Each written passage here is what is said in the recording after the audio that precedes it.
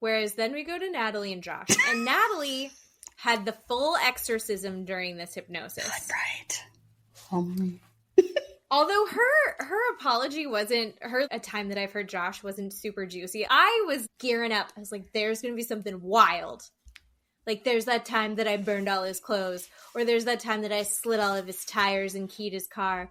Or there's that time that I found all of his ex-girlfriends and lit their hair on fire. Like, I was expecting more. I was expecting more from Natalie. All she gave us was, I didn't speak very nicely to him when we got into a fight. I said very hurtful things, and I regret those hurtful things that I said. Listener discretion advised. Adult language and mature content.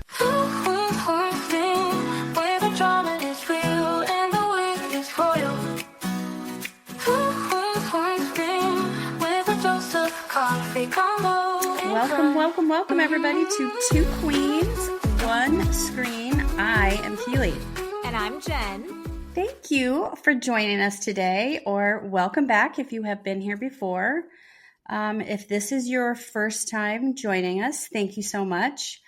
We are, well, let's see, how would we describe ourselves? We are the girl at the bar that you would take home, maybe sleep with, wake up next to, and then go, oh, I don't know what I've done there in the daylight, right? Maybe? I mean, I don't care as long as I get Eggs Benedict right after. I don't know. We look good in the dark, drunk. How's that? Yeah. No, Matt, thank God, my husband, he has gotten to the age that his LASIK is now failing him again. And I swear to God, he's never been more attracted to me. 100%. Now that his eyes don't work again. So speaking of eyes, I recently had an eye doctor appointment. You're going to love this. So I wear contacts. I have terrible vision. I didn't know that. Yes. And my eye doctor retired and sold his business to a younger eye doctor, which is fine, same building and everything. And he changed up my contacts. So one eye sees near and the other eye sees far. And it's really weird. So they're not the same. It's really weird. I've never heard of that before. It's very strange. So my eyes are constantly adjusting. Do you get headaches from that? No, I haven't yet. I've only had them for a week. Yeah, so if I close one eye. Do you notice a big difference now that you have new contacts? Yeah, so I used to have to wear glasses to drive so I could see far away when I was driving and see at nighttime. Mm-hmm. Now I don't have to do that. Nice. Because my contacts are two different, like bifocals almost. It's so weird. But anyway, it works so far. I don't have that problem. I have fighter pilot vision. Whoa. I do. That's literally awesome. Was told I should be a fighter pilot. The problem is I'm motion sick, so it would never work out for me. Okay. But I've got really great eyesight. It hasn't left me yet. Also, Matt has bad eyes, and we found out that he's actually slightly colorblind. He didn't even realize. And he was like, how is this possible? I aced color theory in college. And I was like, well, it's color theory, not what you can actually see. So you don't know what you're talking about. And it's true. Like he's like, oh, yeah, it's purple. I'm like, no, it's not. It's not even close. It happens pretty often. I love that. That's fun. That's fun. So, speaking of true colors of things, we are currently obsessed with Traitors. We are. And season 3 right now is the only season I've watched. Keeley's gone back and watched the previous season. But my favorite thing about this show is my least favorite thing in my favorite show, and that is Tom Sandoval. Yes. Everybody's favorite dum-dum. He's such an idiot. And he's not even, my favorite term is calling someone a dum-dum lollipop. But that's when they're dumb, but they're sweet on the inside. He's not. He's not. Absolutely he's a dumb piece of shit. He's a bad person. And what I've really loved about watching him this season is actually everything that I'm seeing on social media, where they just keep pointing out what an idiot and how awful he is. So if you've seen the memes of the sweaty armpits, or you've seen the breakfast when he's just so stressed that they're like, it's not hot in there. Why is he sweating? He's not a traitor. He's just sweaty. There's a viral clip of him hunched over a table eating. There's chairs everywhere. He could have sat down, and instead he's standing hunched over a table eating like an animal. And Gabby, the former bachelorette, walks into the room and just, the second she catches a glimpse of him, she goes, oh. She has such a physical, visceral reaction to him that we all just can identify with on such a deep level. So I'm enjoying that they all have agreed that he's an idiot, but he's not a traitor, but no one wants to talk to him about any of their theories because he's so exhausting. Yeah, not one single person wants to be in an alliance with him. No. Not one single person believes anything he says, but they still choose to keep him around. I don't know why. Well, they can't. If they kick him off, they're like lowering their... I don't know. I'm wondering, all right, let's talk about the strategy in that game. Mm-hmm. Would you get rid of him just to get rid of him? Yes. Because then you get a bigger share of the money, right? Yes. Just get rid of Tom Sandoval. Right. Then you don't have to look at pit stains and watching a troll stand over a big mound of food eating. Oh. Yes. Get rid of him. He's gross. So gross. But anyone who knows their Vanderpump history knows, part of me kind of wants him to get a share of the money so he can start paying back his mom. No. Because Schwartz and Sandy's has closed down, and you know they're not recouping any of her retirement that she liquidated for him. I know. Oh. I don't want him to get popular from this show. I want him to stay below, underneath my shoe, like dirt. Just please don't make him popular because of this show, because he's just gross and dirty and dumb, and I hate him. I hate him so much. But I love to watch and hate him. I hate watch him. And I didn't think that I did that, but I totally do. I hate watch Tom Sandoval. So God. Keep him on TV. No one watches that and has endearing feelings for him. No. I don't know that one person on that show puts up with him. Maybe Dolores, or maybe not. No, even because he started saying that he thought she was a traitor. Yeah. And someone was like, hey, Dolores, Tom Sandoval's been talking about you. And she's like, oh my God. And they're like, don't worry, we don't believe him. She's like, I know. Yeah. No. No. Oh. He's such an idiot. And I love that everyone around him is like, fucking Tom Sandoval. Yeah. Just get him out of here. Ugh. Yeah. I'm pretty sure they all morning at breakfast are like, fingers crossed, it's Tom Sandoval, right? Right. Tom Sandoval's going to get murdered, right, everybody? I don't know. Ugh. I wish we could see everyone when he walks in to see how many people roll their eyes. Ugh, right. Do the Gabby. Ugh. Ugh.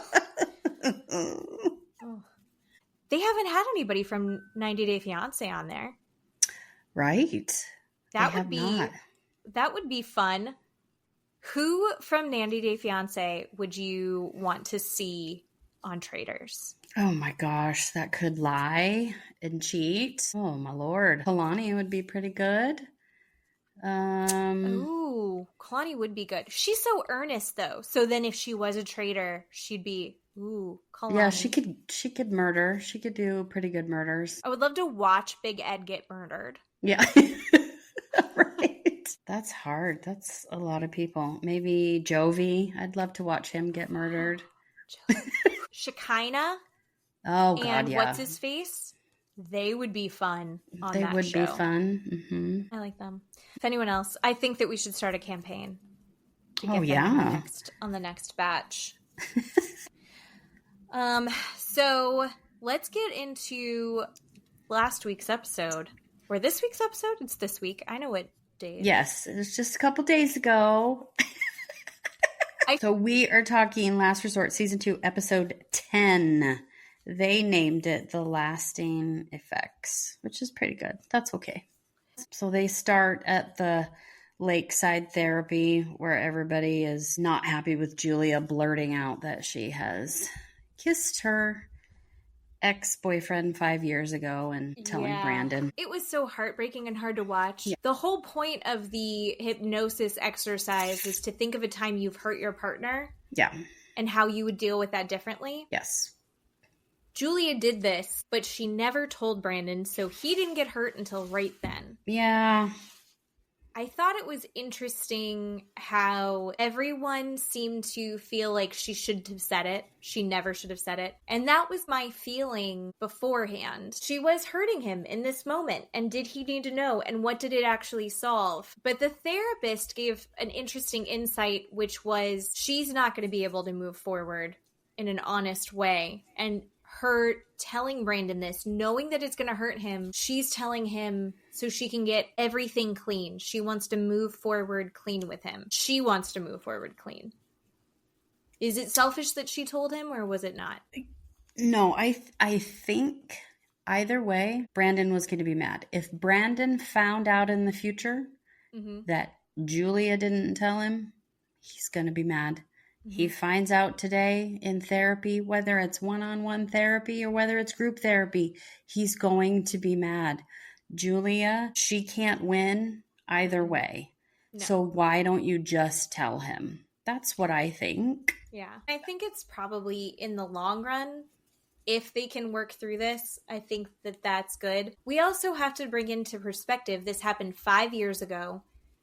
They were engaged and they had applied for the K-1 visa, but Rob, I hate to give credit to Rob, but Rob gave the perspective of, we applied, there's really no promise that it's going to go through. So part of you still feels like a free agent in that moment. Maybe that's where her head was. That's how she explained it. Yeah. I mean, Julia even kept saying, look, it was hurting me, and that's okay. And people did use that against her, and that's okay too. But the therapist was trying to correct her and say, this isn't about you. This is about how Brandon feels. And to Brandon's credit, this is the first time he's heard it, right? She has known it for 5 years. She has time to sit with it. She has had time to think about it, reflect it. He has not. That's not fair for her to think, I'm going to tell you, and you're supposed to feel and think the same thing I do because I've had it for 5 years and you've had it for 5 minutes. So if that's what she was thinking, that's not fair, but you got to give him a minute to be with it. Which she does. The rest of the night, he pitches his own tent and he takes space the rest of the night, and she gives him that space. She's trying to be respectful of it. But the other things that came out during the hypnosis that I thought were pretty interesting. Ari and Binny's started out with Ari saying, I speak poorly to him. I purposely hurt him with my words. And I purposely speak to others about him, putting him in a bad light.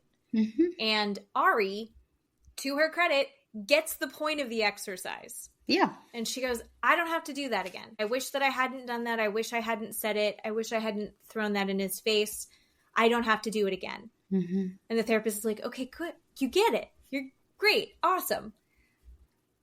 Binny says that he regrets hurting her by continuing to talk to another woman at the beginning of their relationship when Ari was pregnant, and that he should have stopped talking to the other girl, but he felt like he was trying to help her because she was also hurt. But in talking to her, trying to help that woman's hurt, he hurt Ari more.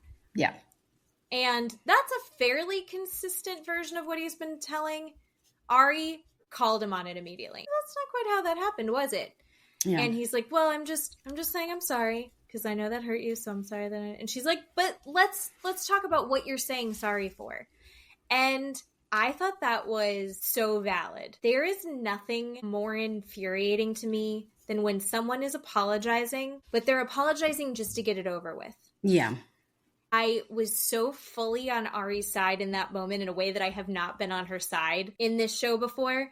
When she's like, just tell me what you're saying sorry for. And he's like, oh, because you're being a detective and you need the timeline. And she goes, no, I just want to know, let's be honest, tell the truth about what you're apologizing for so I can feel like it's real. And he goes, just accept I'm sorry.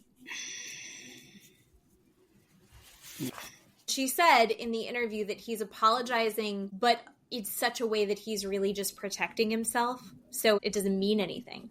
Yeah. And I think that's super fair. What did you feel like when you were watching him go through that? I completely agree with everything you just said, and I'm super shocked that you just said that, because you don't typically care for what Ari says or how she acts, and I am usually trying to be on her side and I know you're rubbing off on me. What she says. What I was taking from what Ari was saying is she was trying to get some sort of timeline. She was like, who are you talking about? And where was it? And from what you were saying, that's not how it went. That's not the right person. And also, I feel like Ari was just trying to be heard. Anytime Ari is talking either with Benny alone or with Benny in therapy in front of the group, Ari wants to be heard and feels like people don't hear her and or don't believe what she says. That's why she's constantly almost coming across aggressive, because he constantly shuts her down and says those things to her, like, oh, look at her, she's just being a detective, and completely gaslights her or dismisses her or calls her a name or flips her off and says fuck off and leaves. It treats her terribly. And so then this is what she does. She wants to be heard. And what upsets me is this therapist. I don't like her. Earlier, I texted you today about something. Mm-hmm. And I think you know where I'm going with this. I do. This therapist, in my opinion, went with all the men, with all the husbands. The therapist shut down every single one of these women. She shut down Ari. She did not stick up for Natalie. She did not stick up for Jasmine. It was disgusting and it made me sick. And even in between the sheets, when she's watching the clip, I'll just skip to the end when she's watching the clip at the end with Sophie and Rob. She attacked Sophie. She didn't attack Rob. She didn't stand up for Sophie. She was completely on all the husband's side, and I don't like her.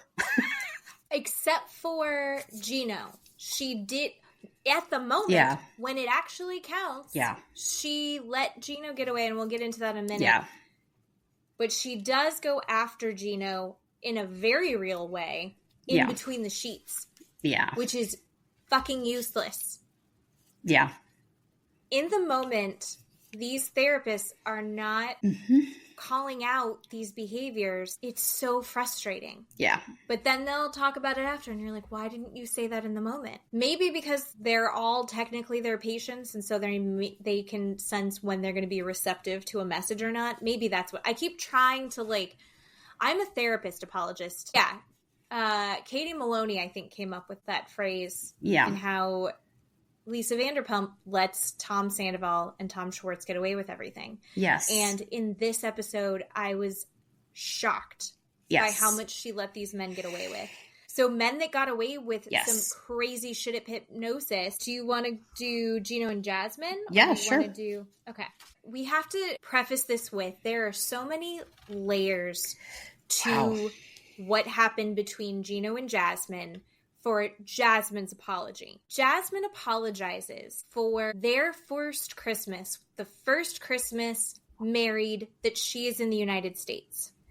She said, I was very stressed out. I wasn't in my country. I wasn't with my family. I felt very alone. Gino and I had gotten into a fight that she insinuates that she started that may have been petty, and they spent the Christmas separate. Mm-hmm. She explains that she went to a cheap hotel and stayed by herself. Mm-hmm.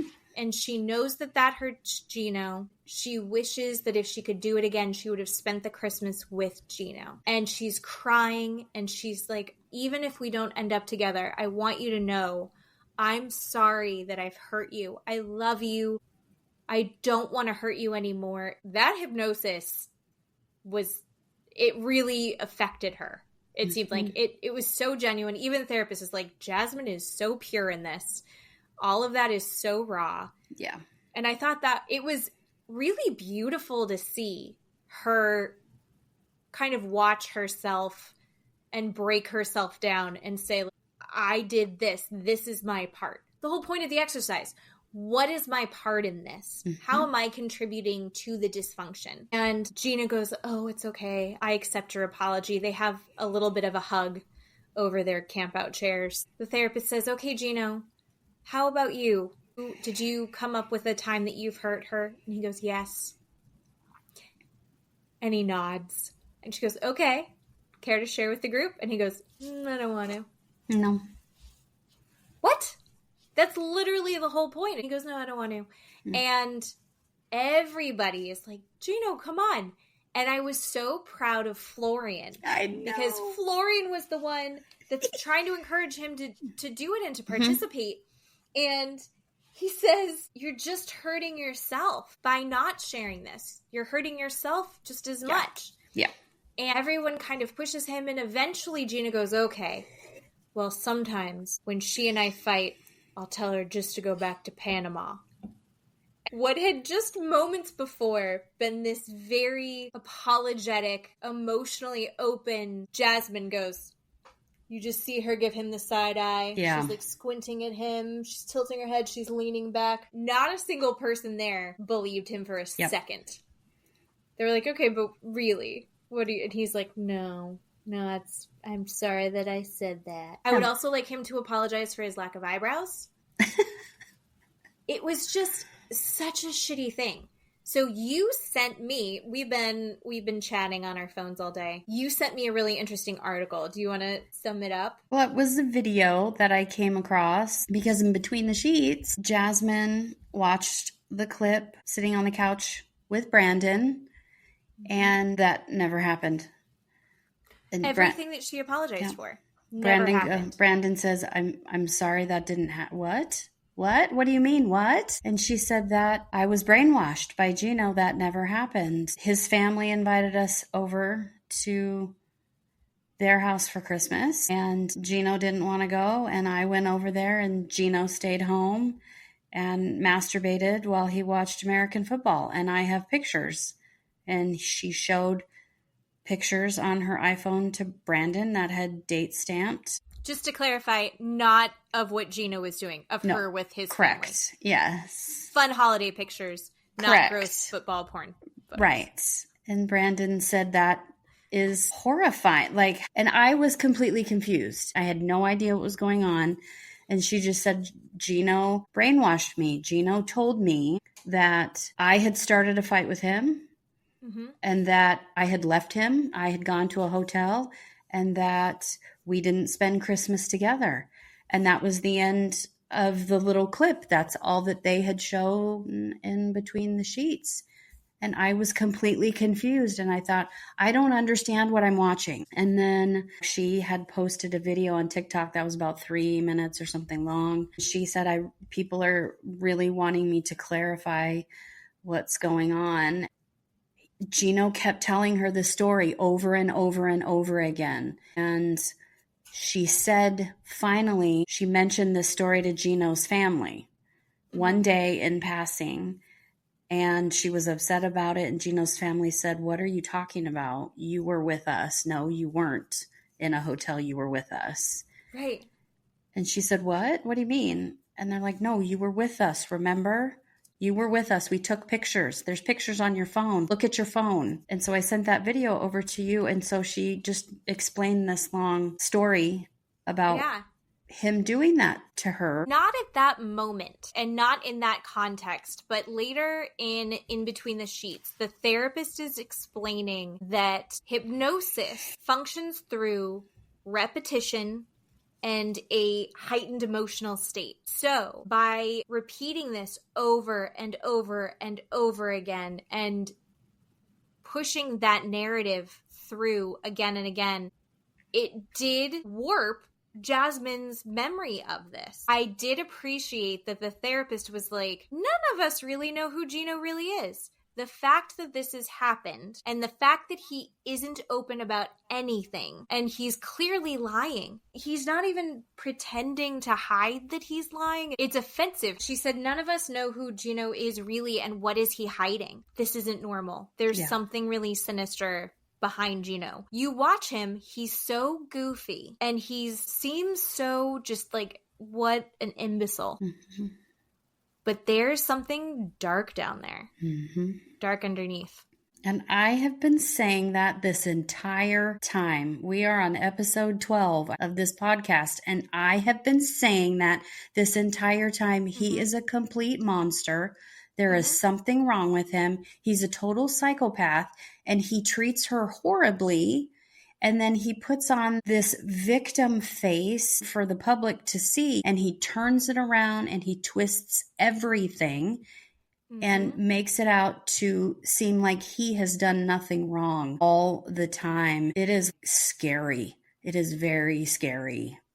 Absolutely. And I don't think that Jasmine is an angel by any means. I think that she's a lot to handle. I think that she throws these temper tantrums to get her way. But I also think that he has isolated her enough and stamped her down enough. I think in her exhaustion, he has definitely warped her perception of her experiences. From the outside, you would never expect it. Everyone in that therapy group is really starting to see Gino for who he really is. It's really starting to make people feel uneasy. Even Florian. Is that what you're going to say? Yeah, I was just going to say that. Like, even Florian's like, no, dude, something's fishy here. Yeah. Which I appreciate.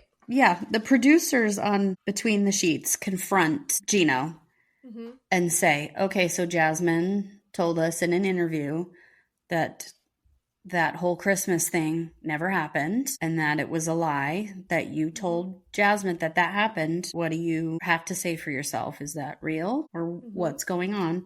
And he said, no, that actually did happen, and Jasmine is a liar. And if she ended up over at my family's house, she may have ended up at my cousin's house. So now he's backpedaling to not look like a liar. And he said, well, she may have ended up at my cousin's house, which I would have had no idea about. But I never saw her on Christmas. I do know that. And then he turns it around and says, but why would she not spend her first Christmas with her husband? He turns it around and blames it on her. He takes zero accountability. Yep. Zero accountability. And the other thing about it is that it's shameless, but he does that dumb Gino face. When they start asking him about it, and when in the interview when he's with Jasmine, she's like, I didn't believe him. I don't believe that for a second. You could just go... He does have these tells with his face. He's got the weirdest face. He looks like a Muppet. Like the Phenomena ones with the big upside down. Just imagine that with a fedora. Yeah. Yeah. Oh, he sucks. Yeah, he sucks. Gino sucks so hard. He does. But do you know who sucks more in this? At this thing? Because Gino at least comes up with a bare effort lie. Whereas then we go to Natalie and Josh. And Natalie had the full exorcism during this hypnosis. Right. Although her apology wasn't, a time that I've heard Josh wasn't super juicy. I was gearing up. I was like, there's going to be something wild. Like, there's that time that I burned all his clothes. Or there's that time that I slit all of his tires and keyed his car. Or there's that time that I found all of his ex-girlfriends and lit their hair on fire. Like, I was expecting more. I was expecting more from Natalie. All she gave us was, I didn't speak very nicely to him when we got into a fight. I said very hurtful things, and I regret those hurtful things that I said. You know she had something like that. Like, I burned their bras, or she had something big. I know she did. And she turned it around and thought of something different after his phenomenal bomb of what he said or didn't say. Oh yeah, because he went first and he ruined it. So thank you, Josh, for ruining what would have been a fantastic story. Fucking Josh. So Josh, when asked, all right, Josh, what's the thing? And he goes, yeah, I don't have one. He literally says, there's nothing he has ever done to hurt Natalie that he can't defend why he did that thing. And everybody makes fun of him. Everybody's like, oh, look at the angel coming down from heaven. Oh, look at this guy. No, that was Florian. Florian goes, yeah, Natalie is so lucky to have such an angel. Right? No one believes him. What the fuck are you talking about, Josh? They watched him pull shit already during this. Mm-hmm. He left and disappeared. He's been... Twice. Like, the therapist this is where male apologist comes in hard. She's like, are you sure? Can't think of anything? Are you sure? Either like, intentional or unintentional. It might have been unintentional. You might have been an accident. Did you ever maybe you accidentally bumped into her wrong when you were walking past her because you were getting her flowers? I don't know. Just bullshit. And he's like, well, I guess the only thing recent that I can think of is, I guess, this thing with Sophie, but it was really... And he just starts rehashing this Sophie bullshit again. He's trying to pull a Gino and repeat the lie to us enough times that we start to believe him. And everyone just kind of groans at this. Thank God. He's like, no, I don't really think that I would have done anything differently because I didn't want Natalie to come with us. And it was a big group that was going anyway. And I was just inviting her as a friend. Bullshit. Mm-hmm. Ridiculous that he thinks that anyone is falling for that. Other than the therapist, apparently. Therapist was like, I love that. I love that. Thank just you for sharing. Eating it up. She just loves every second of that. Ugh. What Gross. The hell? That's the second therapist that he has pulled the wool over their eyes. These are trained professionals. Oh. Yep. How is this happening? And the other part that makes me crazy is that in between the sheets, so this is how long after, Natalie has warped this situation and still fully blames Sophie. Oh, yeah. She saw the light and the truth and accepted it for 2 days and now has gone all the way to say that Sophie had a full-blown affair with Josh. Oh, yeah. That's not what happened. And she has convinced herself that that's what it was and it's totally Sophie's fault. She's sitting on the couch with Jasmine and Jasmine's like, huh? Looking at her going, what are you talking about? It was amazing. Jasmine didn't believe her at all. She's like, no, I don't think so. When Jasmine's looking at you like you're nuts. Right. That's when you should go, oh, I think I'm having a problem. You've done something wrong. Yes. Yeah, so speaking of Sophie and Rob. Oy. That's another one that I got sucked into.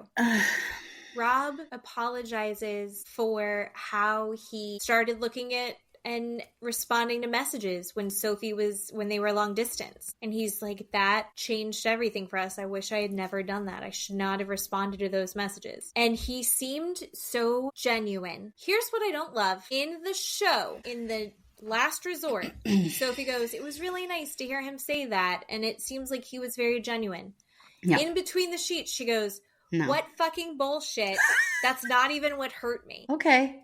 I didn't love that. That was a little irritating to me. Yeah, I didn't love that. But also, I know how you just said you thought Rob's apology was genuine. And the words were good. I liked it too. But his face was weird to me. The way he was looking at her was weird. Maybe I'm just a bitch. But the way he was looking at her was kind of over the top and weird.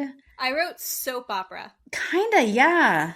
So you said that you watched the show twice. I did. So I watched the show twice. I watched it once through with Matt, just as like fun. Yeah. And then I watched it again by myself and I took my notes. I think I got a better look because the second time I watched it, again, I have hindsight now because I had seen the aftermath. I was looking at his face and I was like, he's putting on a show. It's weird. Like there's that video that we've talked about before where it's all of the guys lip syncing to songs. He's doing the same face when he's air fucking a chair. Yes. He's like, I feel really bad. I feel so bad. Yeah. I really hurt you. It changed everything for us, babe. Yeah. Fucking Rob.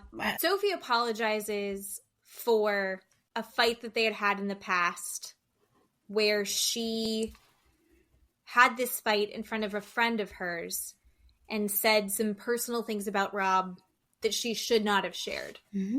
That were not hers to share, and she threw them in her face, and they were personal things to someone that should not have ever heard those things. Mm-hmm. And she said, I saw that hurt you, and I'm really sorry that hurt you. I thought that was a good one. That was good. That was a pretty okay one.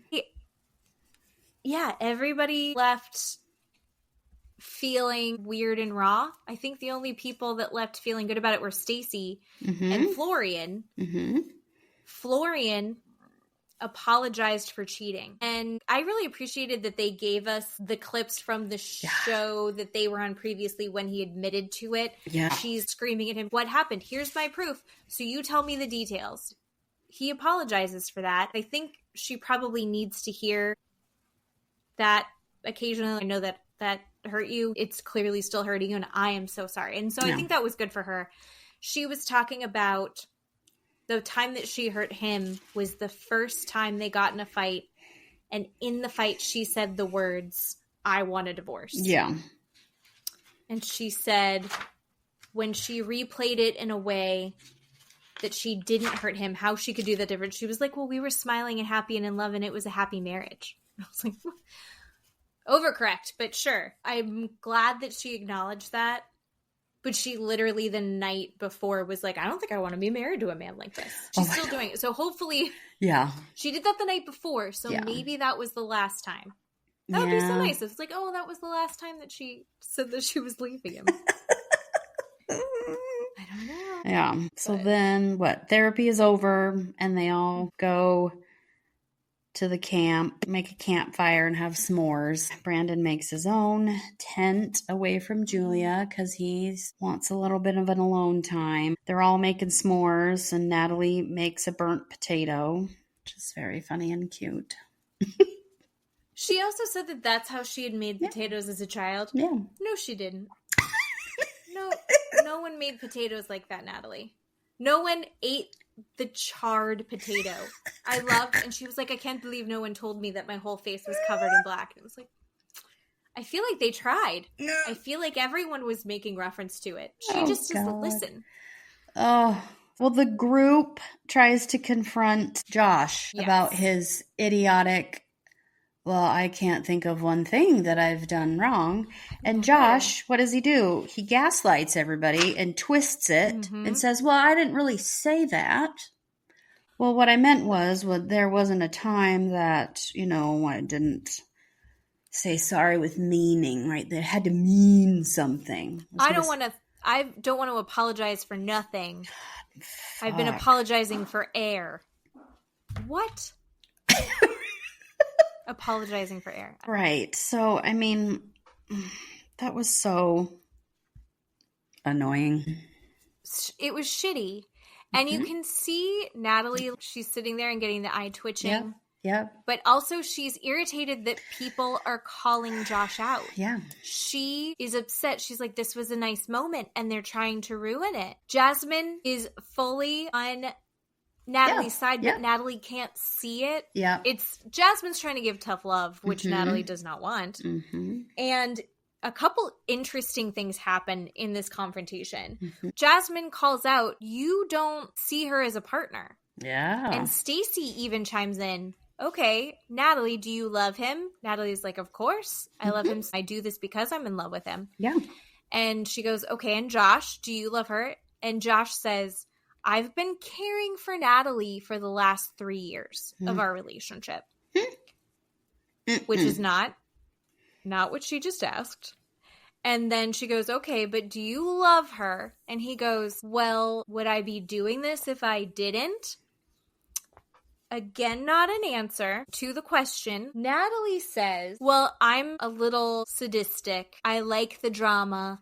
I like the fights. It would be boring without it, which is very aware of herself in a way that I haven't seen her be before, because I think that's true. I think they both, in a sick way, like the drama, like the pain of it. Sometimes when all you know is chaos, you're attracted to that because even though it doesn't feel good, you're comfortable with it because it's familiar, which is so sad and horrific for both of them, really. Yeah. She is acknowledging we do this to each other. He's sadistic. I'm sadistic. We get into these fights knowing that there's no reason for it. We're trying to hurt each other, and we do it over and over and over again.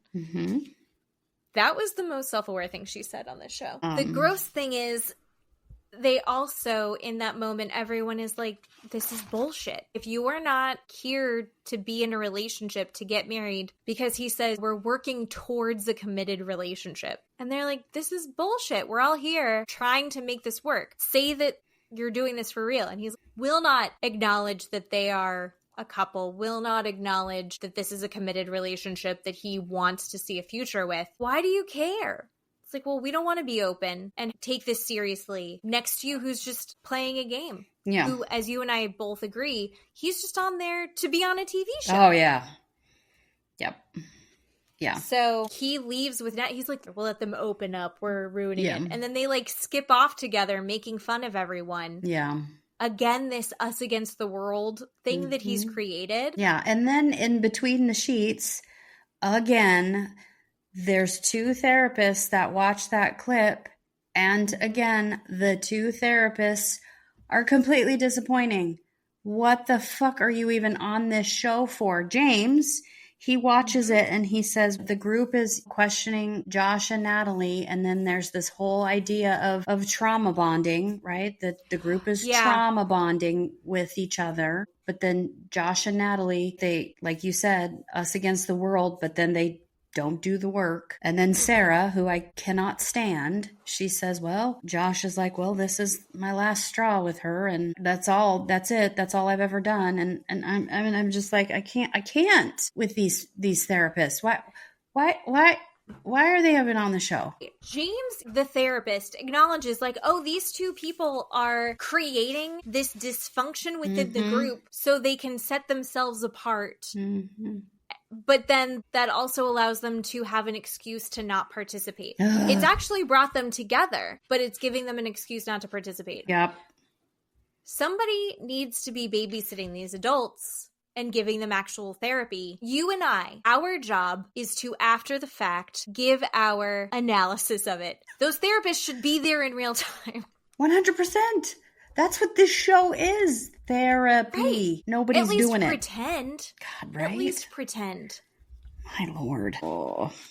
Here's something I do want to talk about, though. Going back to couples that are just a little bit odd that night. So Josh, Natalie, top tier. Did you notice that Ari and Benny were cuddling the whole time by the fire? I didn't notice a cuddle. His arm around her as they were sitting next to the fire for most of the night. Yeah, cuddled in. She's feeding him. They had this very sweet interaction. We don't get that much of Ari and Benny. I'm hoping we're going to get more. They gave us a couple sneak peeks of next week. I think we're going to get more of them next week. She has a Brittany from Salt Lake City moment, although I think it's a valid one. Yeah. But then as they are cuddled the whole night, and then as they go back to the tent, the only time we really hear them speaking to each other, she gets in and she goes, oh, I'm cold. Can we have a cuddle? I'm really cold. And he goes, no, of course not. So upsetting. They had just been, I only caught it because I watched it a second time. He had had his arm around her for most of the night. And then she's like, I'm really cold. Let's cuddle. And he goes, no. Oh, I didn't see that. It was sad. It was really sad. Well, then the next day, they are waking up, making breakfast, and then Sarah comes to find Brandon and Julia, and they walk off alone to have their one-on-one therapy that apparently we're going to see next week. And then, let's see, who's at the campfire? Rob, Ari. Rob, having the best day of his life. Loves camping. So happy to be making bacon on a fire. P.U. Rob, Ari, Josh is in and out. I think Gino shows up. They're asking each other how they slept. Stacey. Yeah. Oh, Stacy comes in. Yeah. I fucking love Stacy. She has the best energy. The night before, she was like, everything hurt her knees. They were scaring her with fake scorpion toys. Oh, God. I was looking at those tents. I don't want to crawl around on a tent. Just throwing out there. You and I, if we had to take a trip, I don't want to go camping with you. I don't want to go camping with anybody. What about being in a tent at our age sounds fun? They didn't even have a pillow. Did you see that poor Stacy was like sleeping on a hoodie? She wasn't laying on anything. They had sleeping bags and tents and their luggage. Yeah. It was a weird, no one planned well. Everything looked uncomfortable on the cold ground. So you have that light layer of nylon or whatever it is, and then on a sleeping bag on top of it. And they didn't look like thick sleeping bags. That looked miserable. Yeah. So poor Stacy, they're like, Stacy, how'd you sleep? And she's like, not good, but I'm chipper now. She was high energy. She's like, I've got a pep in my step. Oh, she's so cute. And Florian's feeling good. Jasmine goes to check on Sophie. Rob at the fire does bitch about Sophie's attitude. He's like, I don't know what her problem is. I'm in a great mood. Everything's great. How are you doing? I love you. And then he's like, I don't know what Sophie's problem is. She's got a bug up her ass. Jasmine goes to go check on her, and she's like, you're not going to come have breakfast with us? What's going on? And I was not prepared for what happened next. Like, when she opened up to Jasmine, did you see that coming? No, because Rob had been so happy and his apology was genuine. When they were doing the hypnotherapy apology, her apology was good, but I felt her energy was still kind of withdrawn like before. I felt like there was something weird with her, but she was really good at the campfire, right? She was having fun with the s'mores. She was talking to Julia. She was in on the group attack with Josh. She was still okay. Right. So I think she was doing okay, but no, I don't think anybody was going to know that's what was going to happen. And how was she constantly, well, I don't know. So she looked at his phone? Is that what she said? She looked at his phone and I guess sent herself screenshots. Oh, right. Is the gist that I got? Yeah. So Rob has been messaging women while at the retreat. Plural. Sophie says she had seen over his shoulder a couple times that he had been on his phone messaging someone, and she didn't make a big deal out of it. Why not? Why would you not? But I know. And but I guess they haven't been living together. That's true. In between the sheets, she says, why can't you just stop for a little bit while we're doing this? At least while we're there. Yeah. Why would she say that sentence? It was weird. But I guess there were multiple women. Yeah. Multiple messages. Jasmine reads one of them and says, looking for people down to be adventurous, let's explore, which is cheesy as fuck. Yeah. Gross. There's no way to spin that he's not being a creep. There's no way to spin that to say, like, I was just trying to find friends. It's like, you're not on Bumble BFF with that. No, sir. That's gross. No, we don't talk to the opposite sex or whatever like that when you're married. We don't do that. No, and his reaction is so big, right? And we don't see the full confrontation. We're going to see it next episode. Yeah. And male apologist therapist Sarah comes back in and goes, this is where the reference of hypnosis is done through repetition and heightened emotions. She said that in that moment that Sophie and Jasmine are reading these messages and getting worked up and reading the things to each other and repeating things back and forth to each other, that they are hypnotizing each other. What the fuck? Yeah. What the actual fuck? No, lady, this is called girl code. You're supposed to stand up for the same sex. Like, what are you doing? And apparently Rob talked to Sarah and he was like, yeah. I mean, I'm saying after the fact because he's talking about this in between the sheets. And he was like, this is where I decided that I'm not messing with Jasmine anymore. I could see her talking to Jasmine. I could see Sophie and Jasmine talking. I could see that she was getting her all riled up. How do you blame Jasmine for Sophie finding your text messages and showing Jasmine? No, for what you did. How do you blame a third party for what you did? That doesn't make any sense. And then he thinks he's all high and mighty when he's like, and that's when I decided I was done with Jasmine. I was like, yeah. Really? Are you sure? Why would you think that you were on the same team? Yeah. When you're doing that? No. I don't think so. Crazy. Yeah, it's his reaction next week screaming at Sophie is a huge red flag and is completely screaming, yep, that you did it. It looks like a whole temper tantrum. Mm-hmm. And my favorite thing, all we get is just a couple little clips of it. But Matt and I have been saying to each other, you lost a real one. So we've just been saying that to each other. Nice.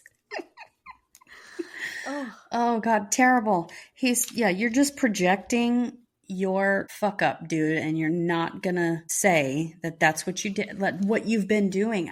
Holy crap, man. Like, how do you just keep doing this over and over again? It's impressive how he and Gino and Josh and Benny have warped these situations to make themselves the victim. Oh, yeah. And to take zero accountability. Yeah. Somehow it is Sophie's fault that he is messaging other women while they're on a marriage therapy retreat.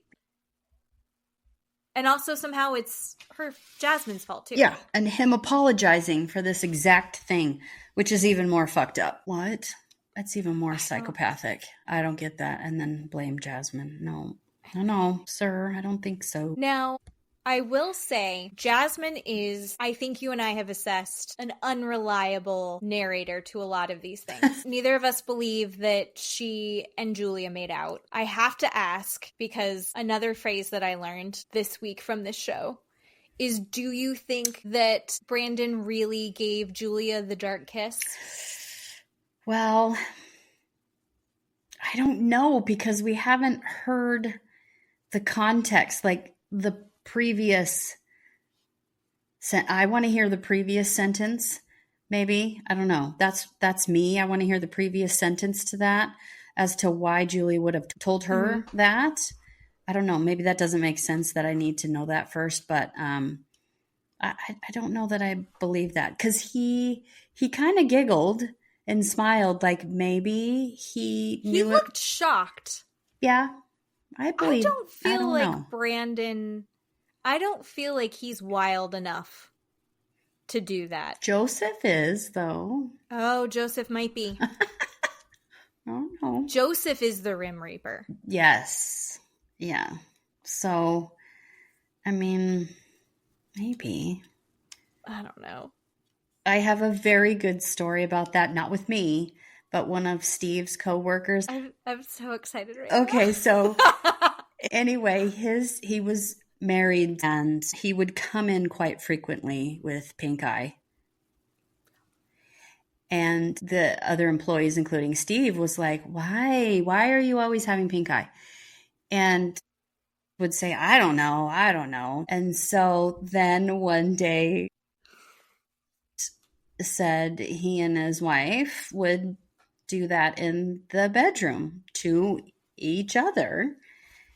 And Steve said, my husband said to, that's why you have pink eye as often as you do. And said, no, that's not how you get pink eye. And my husband said, stop doing that and you will stop getting pink eye. So he went home and explained it to his wife, and so they didn't do that anymore, and his pink eye magically went away. So well, that friend is a dumb lollipop. Yep. We have to stop saying his name.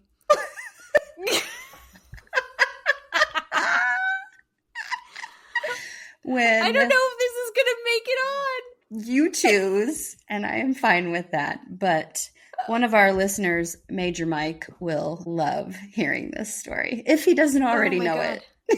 I mean, let's be honest. He probably already knows it. Speaking of my dad. Yes.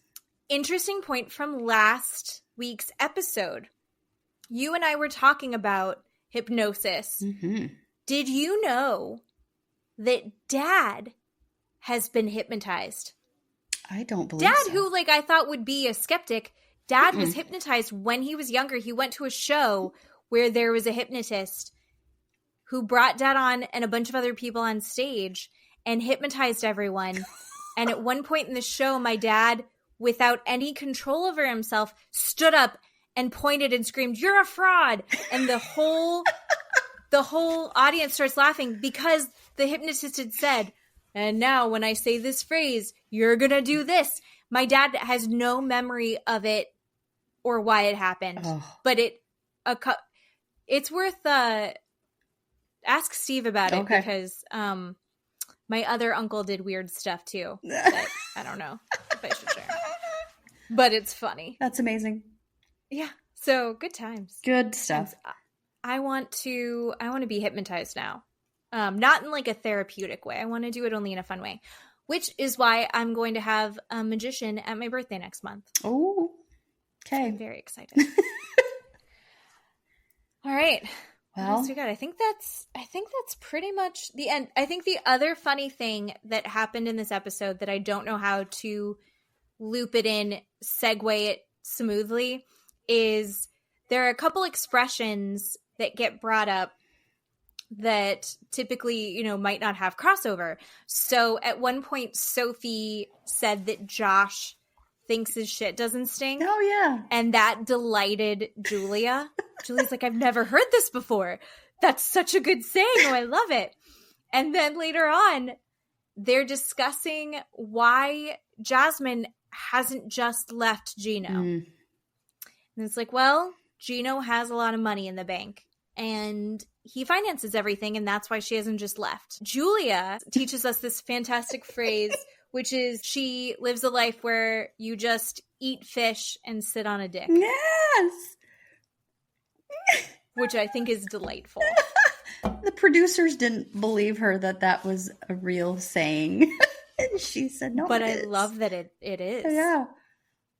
Oh, fantastic. So thank you for this week. We're going to have a hard time, I think, picking a title because we have too many options. God, yes.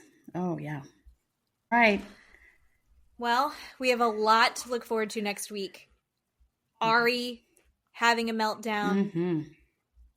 Rob having a meltdown. Natalie has a meltdown. Natalie having a meltdown. Mm-hmm. Sophie and Rob, yep. It's going to be good. Okay. Until next time. Thanks, everybody. Bye. Bye-bye.